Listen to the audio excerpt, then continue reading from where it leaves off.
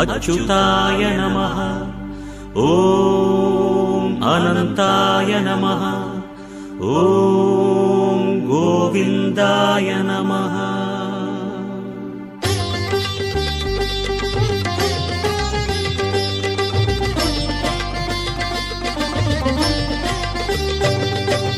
Namo Namo Narayan.